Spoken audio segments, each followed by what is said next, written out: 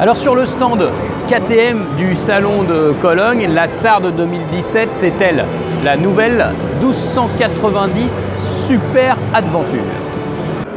Alors tout d'abord un petit point pour vous expliquer le positionnement de la gamme KTM.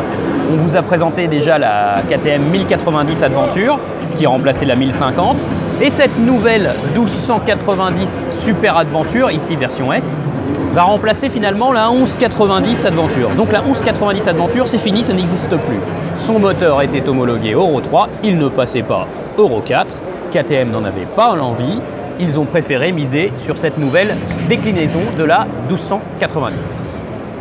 Alors regardez, cette nouvelle 1290 Super Adventure S. Là, ce ne sera pas trop possible de la confondre, hein. Regardez ce phare, c'est super techno, 100% LED, voilà, avec une pièce ici, métallique, composite, très particulière, un matériau très spécial, nous annonce KTM, avec cette partie-là qui sert en fait à ventiler. Si on place sa main ici, on se rend compte que c'est assez chaud, même si ce sont des LED, hein. Normalement, les LED, ça ne chauffe pas trop, là, ça dégage quand même de la chaleur. Tout le bloc phare est vraiment très hermétique. Et là, on a cette pièce-là qui sert à ventiler le phare. Alors attention, si on prend un petit choc, l'info en plus qu'on peut vous donner, si vous avez un petit choc frontal, ce ne sera pas obligé de tout changer. Ce module, qui coûte de toute façon certainement très cher, pourra être désolidarisé de la partie araignée, qui supporte tout le reste, qui supporte le phare, la bulle et le tableau de bord. Néanmoins, ce phare, il est vraiment très spécifique. KTM annonce un éclairage vraiment de tout premier ordre, de très haut niveau. Et puis il y a le dispositif là que vous voyez ici, les LED qui s'allument ici. En fait, c'est pour éclairer dans les virages. Plus vous prenez de l'angle, plus ces petites LED vont éclairer le côté de la route. Et donc vous aurez une meilleure visibilité dans les virages. On retrouve aussi la bulle manuelle, un réglage ici avec une grosse molette, super facile, qui va permettre de moduler la protection. Alors, tout d'abord, quand on prend place à bord de cette nouvelle 1290 Super Adventure, on a un tout nouvel environnement. Et regardez ce tableau de bord là, 6 pouces et demi, écran TFT, couleur. Voilà, ça jette vraiment, la nuit ça va être magnifique.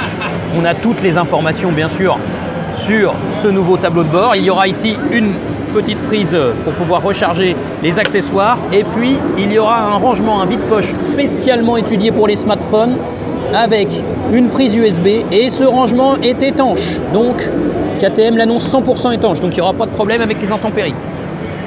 Et puis vous vous souvenez de ce Komodo qui existait déjà sur la 1290 Adventure, et bien regardez là, il a encore évolué pour pouvoir intégrer le régulateur de vitesse et puis toutes les nouvelles fonctions liées à ce tableau de bord et à la connexion à son smartphone. Alors vous imaginez bien que développer tout ça, le nouvel éclairage, ce nouveau tableau de bord, ça a dû coûter très très cher à KTM. Quand on pense que ce Komodo coûtait 200 000 €, a coûté 200 000 € à développer, vous imaginez bien combien ça a coûté de développer ces autres accessoires. Et KTM ne veut même pas parler du coût de développement du nouveau tableau de bord par exemple ou du nouveau phare. Alors le moteur bicylindre LC8 de 1301 cm3 va développer une puissance de 160 chevaux. On est très loin d'une moto de la catégorie A2. Là c'est de la haute performance. Et puis pour 2017 il gagne le shifter up and down. Donc on va pouvoir passer les vitesses et descendre les vitesses sans avoir l'utilité du levier d'embrayage. Même si de toute façon on a un embrayage anti-dribble et puis un slipper clutch, une commande plus souple. Donc il n'y a plus besoin d'utiliser l'embrayage dans la majorité des cas. Et puis ce moteur dispose des cartographies modernes bien sûr pour divulguer beaucoup de performance mais aussi comme l'annonce KTM quand même une certaine rondeur. Au niveau des suspensions, on a les suspensions semi-actives WP qui vont donc assurer la meilleure tenue de route possible à la moto, quelles que soient les conditions de route. S'il y a des bosses ou pas, eh bien, les suspensions vont s'adapter. Et puis, il y a bien sûr l'ABS développé avec Bosch pour assurer un anti-blocage, y compris dans les virages, puisque l'ABS est relié au capteur gyroscopique de la moto. Alors on va vous montrer aussi un petit truc important, parce que bien sûr, une Super Adventure S, c'est fait pour voyager en duo confortablement, vous voyez, des bonnes poignées de passagers, etc. Et puis il y a les supports de valises intégrés. Alors regardez bien, les supports de valises, ils sont reliés, ils sont montés souples. Là, c'est pas un défaut, c'est fait exprès. Triumph avait déjà exploré ça sur sa Tiger Explorer. Ici, KTM a modifié ce système. Les valises en fait vont être montées souples. Pourquoi?